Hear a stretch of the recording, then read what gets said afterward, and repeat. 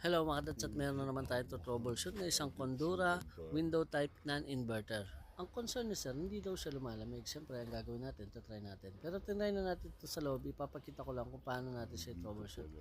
Isasagad natin itong thermostat para siguradong aandar yung compressor. Then on natin, ito yung marihilig na mga dads. On.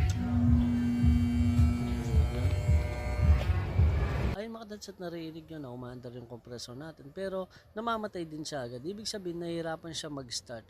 Kapag mga ganyan mga dads, at siguraduhin nyo lang na hindi nyo na siya papaandarin ulit o wag nyo nang ulit-ulitan. Pero dito mga dads, papakita lang natin gamit yung my tester.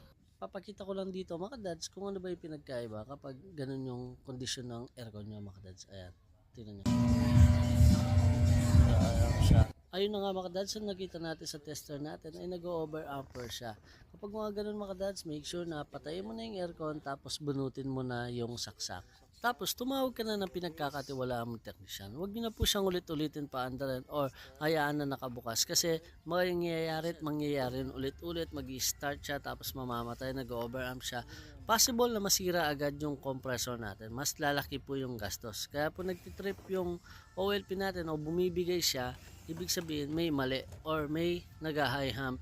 Ayun po, yun yung compressor natin. At syempre mga dads, yung gagawin natin, bubuksan na natin siya para makita natin yung mga sira talaga o yung defective talaga o kung bakit nagkakaganon siya.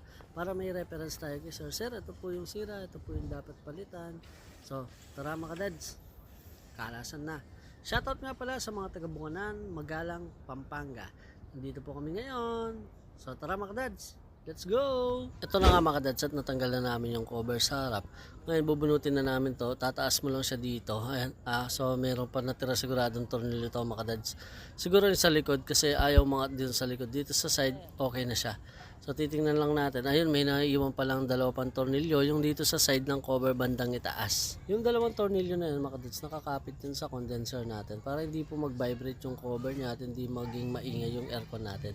Pag natanggal na yung mga dads, pwede mo na siyang iangat ng ganyan. Ayan, iangat mo na lang siya ng ganyan. Tapos tanggalin mo tong styro. Ito nga palang video natin mga dads, para lamang sa mga baguhan, sa mga gusto pong matuto, sa mga veterano nating master dads dyan na mga technician. Sigurado ko basic na lang sa kanila to. So ito medyo marami na rin yung aircon niya.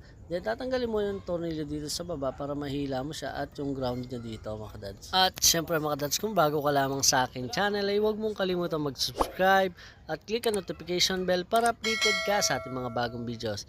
At kung nagugustuhan mo to at may natututunan ka dito sa ating video, ay huwag mo lang kalimutan i-like ang ating video. Ay napakalaking tulong nito sa aming mga content creator. So mga dads, tara, pakasimulan.